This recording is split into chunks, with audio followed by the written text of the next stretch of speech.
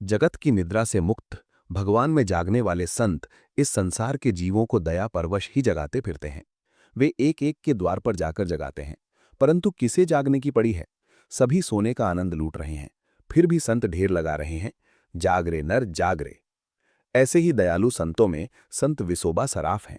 आज इन्हीं का गुण चिंतन किया जाए और इन्हीं की सन्निधि में रहा जाए। भगवान की ही भांति भक्तों का गुण चिंतन भी जन्म जन्म के कल्मश को मिटाकर चिर शांति और शाश्वत आनंद का दाता है। और इसी अर्थ में श्री आद्य शंकराचार्य ने मोह मुद्गर में कहा है कि सज्जनों का एक क्षण का भी संग संसार सागर को पार करने के लिए सुदृढ़ मौका है। संतों का संग दोनों ही प्रकार से होता है, उनकी सन्निधि में रहने से और उनके गुण स्मरण से भी।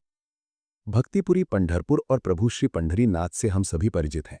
वहां से 50 कोस के अंतर पर औंढ्या नागनाथ एक अत्यंत प्राचीन शिव क्षेत्र है।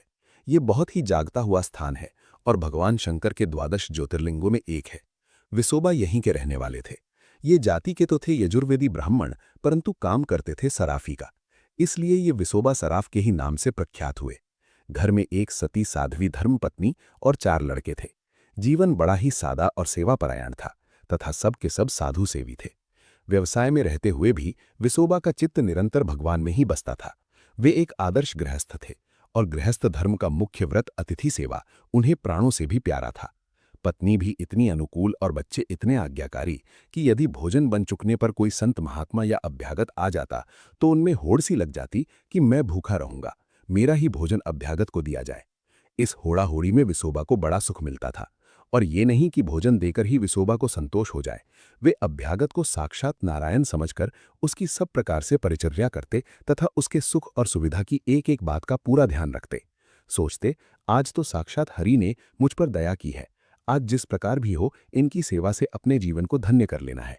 किसी अतिथि के आते ही वे अपनी प्राणप्रिया पत्नी और बच्चों से धीरे से कहते, देखो, आज स्वयं प्रभु इस वेश में हम लोगों के घर पधारे हैं, इनकी पूजा करो, इनकी संतुष्टि लाभ करो। घर वाले भी सेवा करने में अपना परम सौभाग्य समझते। एक बार की बात है, दक्षिण में भयानक दुर्भिक्ष पड़ा। रुपए का 2 सेर अन्न बिकने लगा और वो भी पीछे अप्राप्य हो गया। क्षुधा से पीड़ित हजारों नर नारी विसोबा के द्वार पर दाता की जय मनाने लगे। विसोबा ने समझा स्वयं नारायण ने ही मुझसे अन्न की सेवा स्वीकार करने की कृपा की है। वे लगे खुले हाथ लुटाने। जो भी आता भरपूर पाता। कोठला का कोठला खाली होता गया। घर का सारा अन्न समाप्त हो चुकने पर रुपए से महंगा अन्न खरीदकर बांटा जाने लगा। परंतु उधर भीड़ ने भी दाता पर धावा बोल दिया। संख्या नित्य बढ़ती गई और विसोबा के रुपए भी समाप्त होने पर आए। भिखारियों, नहीं नहीं, दरिद्र नारायणों का जमघट रात दिन दरवाजे पर लगा रहता। माँ के स्तन में दूध ना होने पर भी बच्चा जैसे उसे चूसता ही जाता है, उसी प्रकार विसोबा के निर्धन हो जाने पर भी अभ्यागतों की बाढ़ ना रुकी। घर के बासन बिके, गहने बिके, जो कुछ भी बिक सकता था बिक गया। विसोबा के हृदय में अपनी कंगाली पर, जिसे उन्होंने स्वेच्छा से वर्ण किया था, तनिक भी ग्लानि नहीं हुई। वे दोनों हाथों से लुटाते गए और अंत में वही हुआ जो ऐसे भाग्यवानों को होता है। दुनिया हंसने लगी। कैसा मूर्ख है ये विसोबा, नगर सेठ बना फिरता था, आज ये राह का भिखारी बन बैठा। अरे, दान की भी एक सीमा होती है, दया की भी एक हद होती है।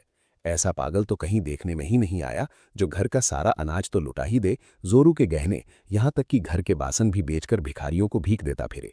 जिस गली से विसोबा निकलते, लोग उन पर आवाजें कसते। विसोबा इसे प्रभु का प्रसाद समझकर सिर आंखों पर रखते। दुर्भिक्ष अभी गया नहीं था। विसोबा का हृदय लोगों की बढ़ती हुई दुर्दशा को देखकर टूक टूक हो रहा था। घर में पैसे थे नहीं कि अन्न लाकर बांटा जाए, परंतु विसोबा हिम्मत हारने वाले जीव नहीं थे। अपने गांव से कई कोस दूर कासे गांव नामक बस्ती में जाकर विसोबा ने एक पठान से कई हजार रुपए बहुत कड़े सूद पर कर्ज लिए। पठान विसोबा की पहली दशा से परिचित था, इसलिए बिना आनाकानी किए उसने रकम दे दी। विसोबा ने पुरनोट लिख दिया। रुपए लेकर विसोबा घर की ओर बढ़े तो उनके आनंद का कोई ठिकाना नहीं था। वे राह भर यही सोचते आए कि इतने रुपए से कई दिन दरिद्र नारायण की सेवा कर सकूंगा। सब के सब रुपयों का अन्न आया और लगा बटने।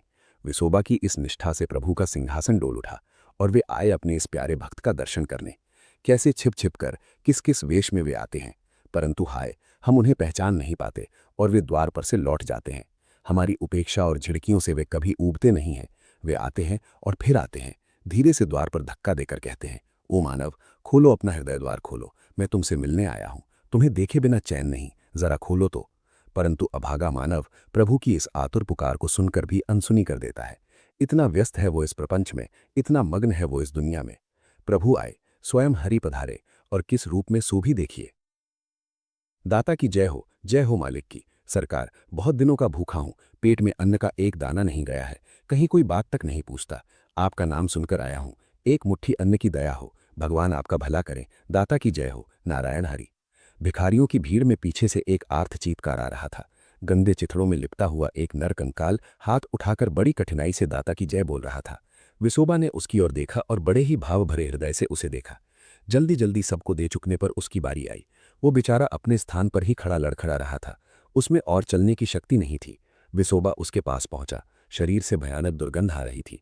उसे गोद में उठाकर अपने घर लाया। शीतोष्ण जल से उसने स्नान कराया, कपड़े बदले और मस्तक पर चंदन का लेप किया। घर में जो कुछ भी तैयार हो सकता था तैयार कराकर प्रेम पूर्वक भोजन कराया। अपने हाथ से उसके पैर धोए। स्त्री ने पंखा लिया। भिखारी ने भरपेट भोजन किया। उन्हें ऐसा ही भोजन विशेष प्रिय है। वो तो भाव के भूखे न ठहरे, सबसे ऊंची प्रेम संगाई। आज त्रिभुवन के स्वामी भक्त के घर भिखारी का वेश बनाकर भोजन करने आए हैं। धन्य भाग्य है भक्त का। वैष्णव तो सच्चा वही है जिसके लिए समस्त जगत में चर अचर में विष्णु के सिवा कुछ नहीं रह जाता।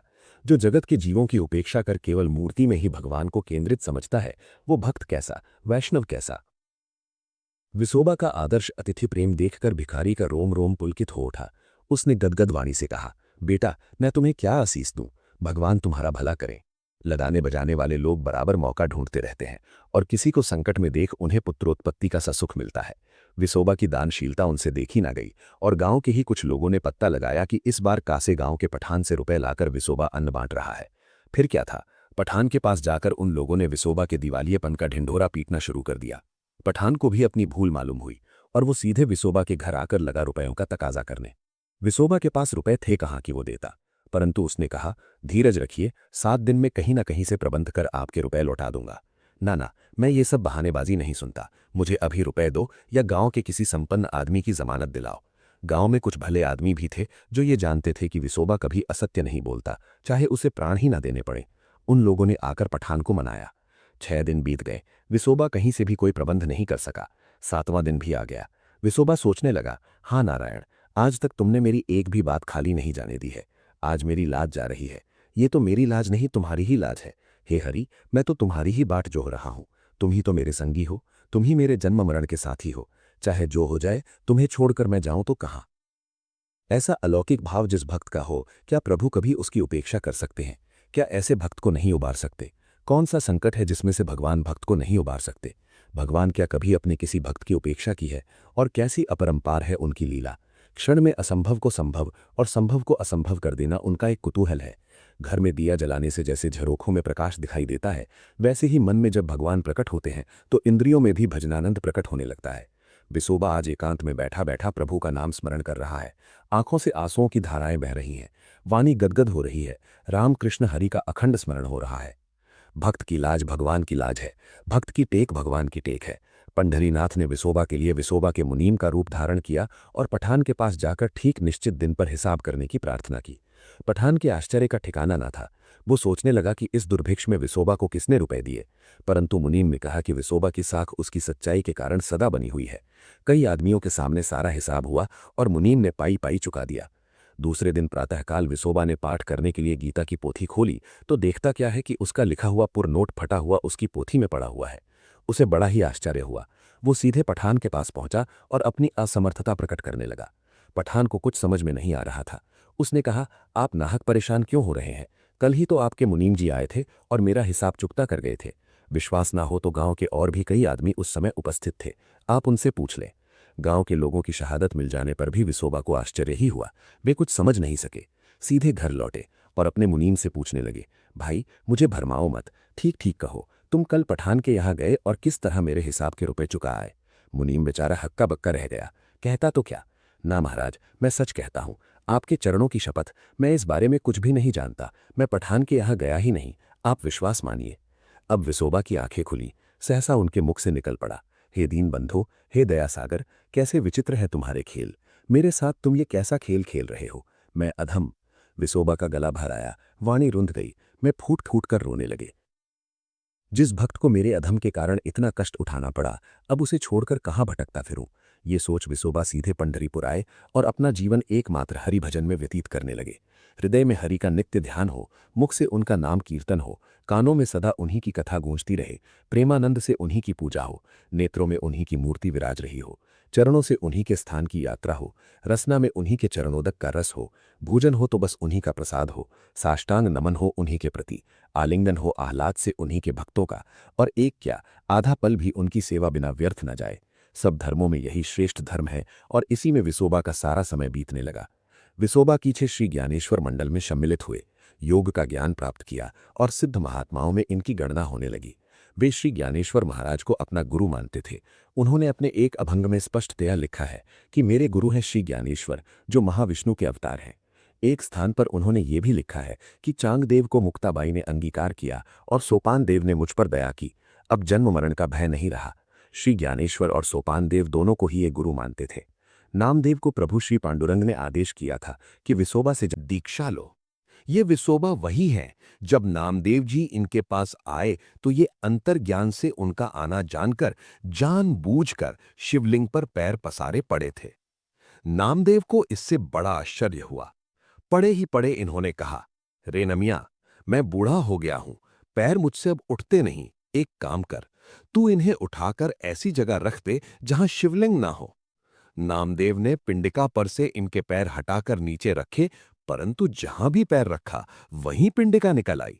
नामदेव अब समझे। उन्होंने गुरु चरणों को पकड़ लिया, शरणागत हो गए। विसोबा तब नामदेव को स्वरूप साक्षात्कार कराया। नामदेव जी ने अपने अभंगों में इन सद्गुरु श्री विसोबा की बड़ी महिमा गाई है।